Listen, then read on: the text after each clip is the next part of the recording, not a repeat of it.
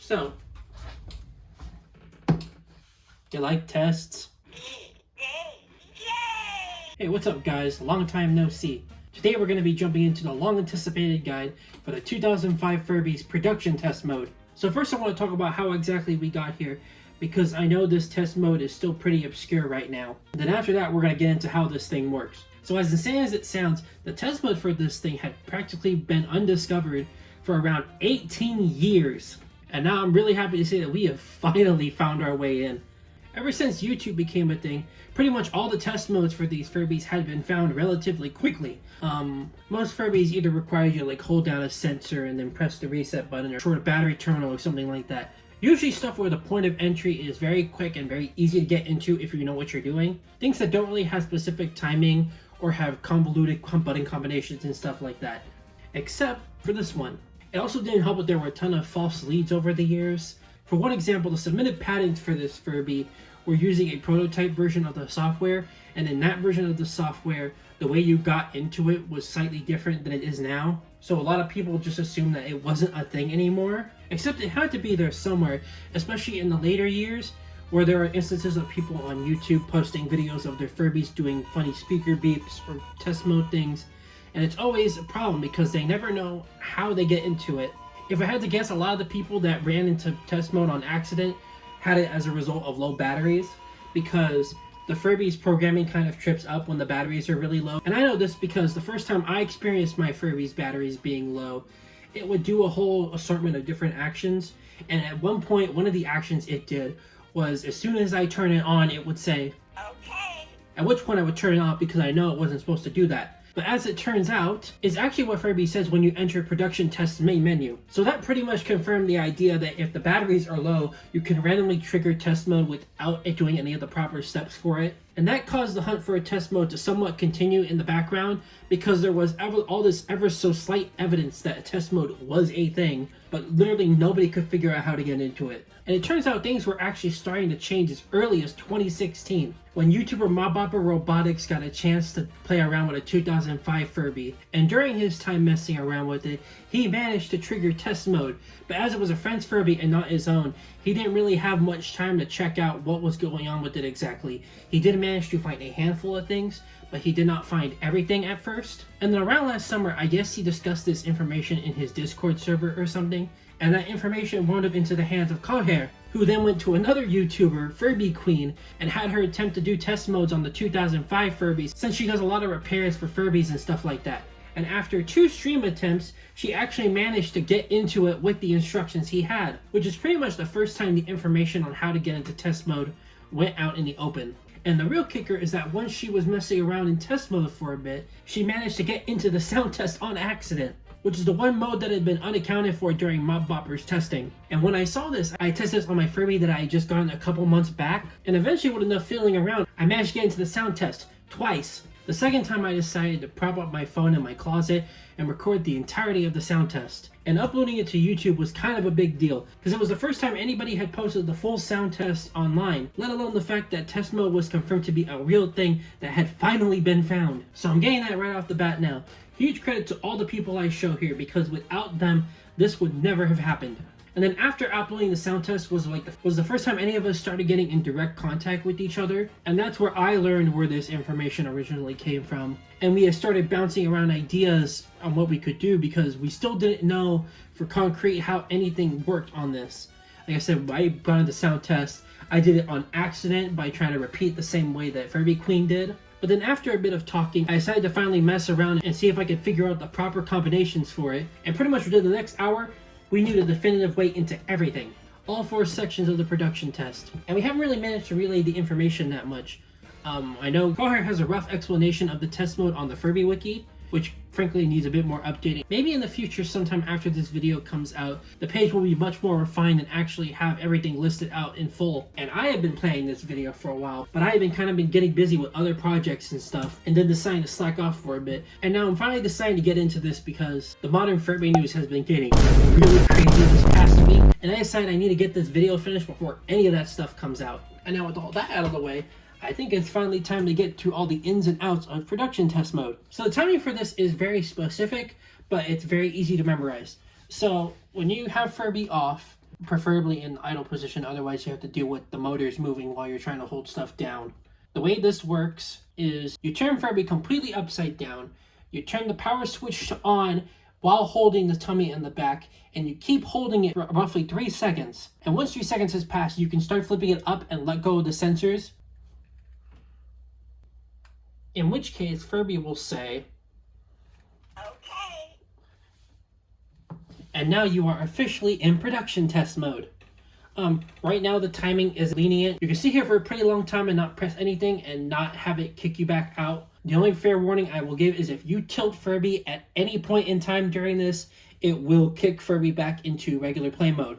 So I'm going to go through all 4 sections in order from the easiest to trigger to the more complicated ones. The first test we can get into, section A, is the motor and speaker test. Some of these sections do last for a few seconds, but I would recommend that you don't sit for too long because sometimes Furby will reset if you take too long to press the stomach. So to get into this one is pretty simple. You simply press the stomach once.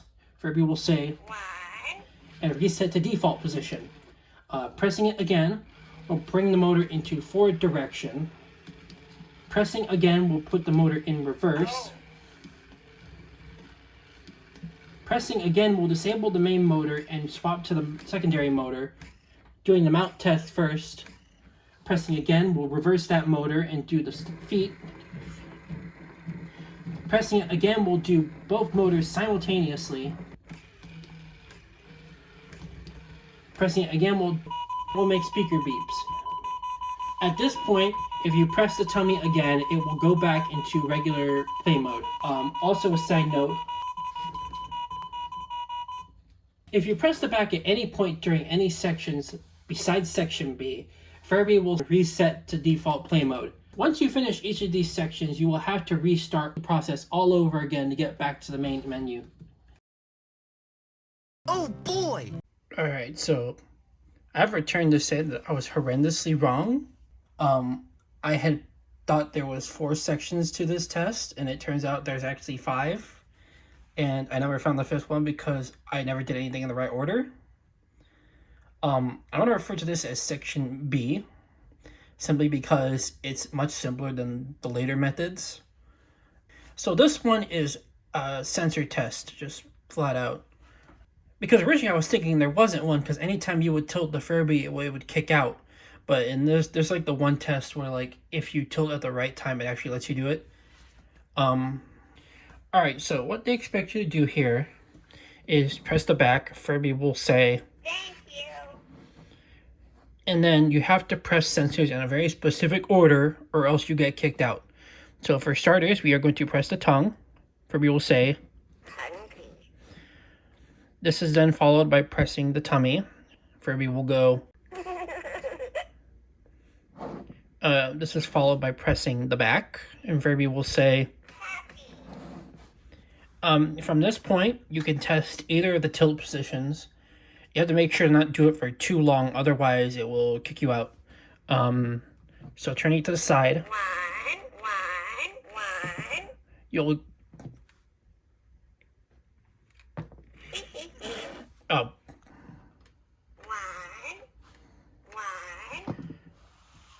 To get to the next stage, you flip Furby upside down really quick. This has to be really quick, otherwise you're going to get kicked out.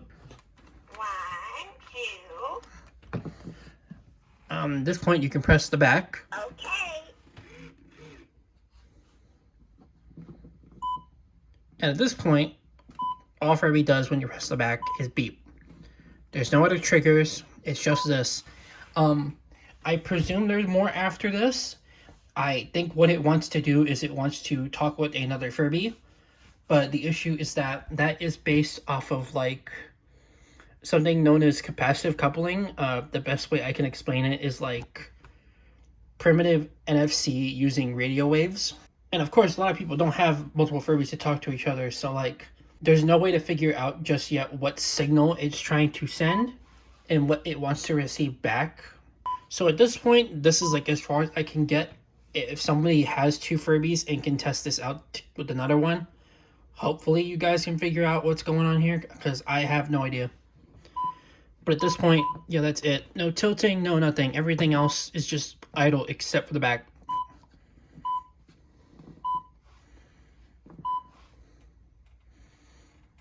Cool and good. Okay, section C is one that's pretty simple still, but yet has one extra step getting into it. All the other ones have one extra step getting into it. It's just a matter of how much effort it requires to do so. This section is the emotion and sound test. This is triggered by holding down the stomach, pressing the back, and then letting go both. Furby will start in the default emotion, and then as you push any of the sensors, stomach, back, doesn't matter, Furby will transition between each of them. There's 7 in each.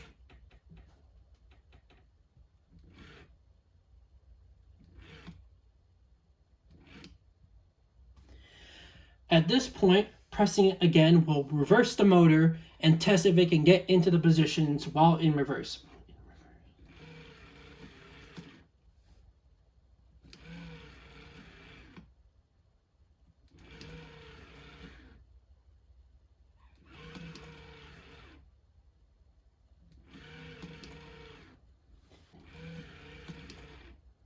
Now at this point, pressing it again will initiate the sound test. I have been through all of these before, like I said, in a separate video. I will link that video in the description if you want to listen to the whole thing. I don't want to put it into this recording because it will be a complete mess. So you can either let it finish or you can press again and it will exit automatically.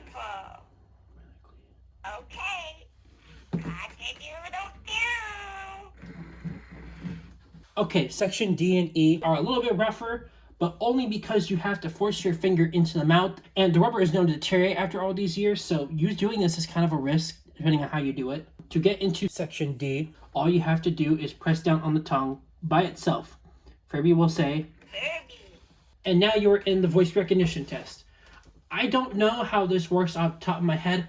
Not all of the voice commands are done in a single run. There's different sections that it does, and those sections will expect specific responses. When you say the responses, Furby will either say the number of the response it thinks you said, or it will tell you no if it is not an acceptable voice command. Hey Furby.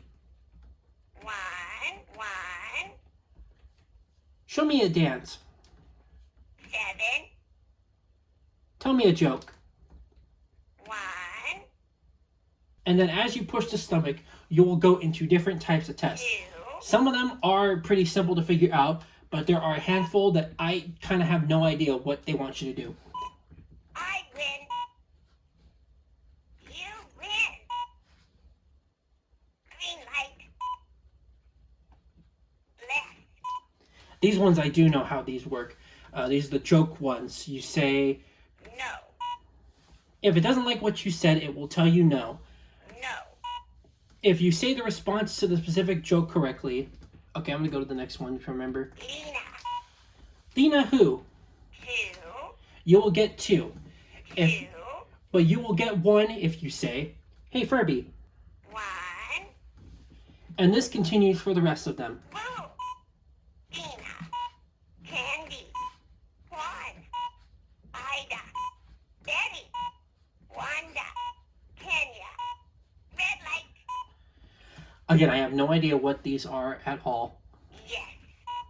These ones I think are yes or no responses, but the way it responds is kind of unspecific, so I do get a bit confused, so I won't get into that right now. No. Good.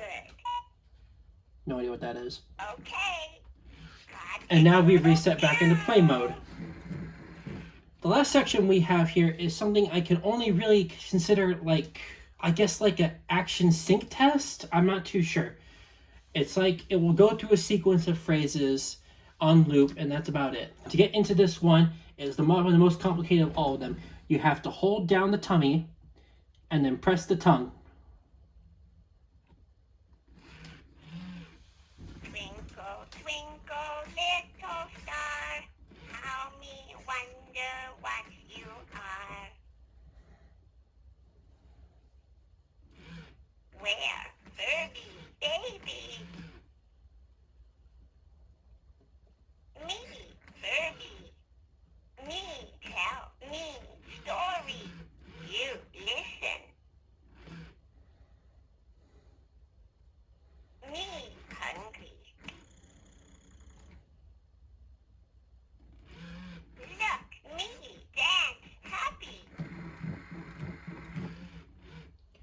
Now it's going to loop through them again. Twinkle, twinkle, little star. Dance, happy. After the fourth cycle, Furby will return to default position here, and that's pretty much it. Pressing any of the sensors will not do anything at this point. You have to turn Furby completely off and back on if you want it to do anything. So, I guess it's safe to say that I have now shown everything possible with production test mode. As I said earlier, I'm very glad that we finally found production test mode, and now we know how to navigate it. I hope for the time being that this video will help a whole lot in getting people into production test mode. I don't really want this to run any longer than it needs to. So as I said, massive thanks to everybody that has been involved with helping us find this. Thank you for watching the video. Subscribe if you want. I don't know. Like I said, I only do videos here on occasion. I have my main channel that I do my other stuff on if I feel like it. And until next time, have a good day. No.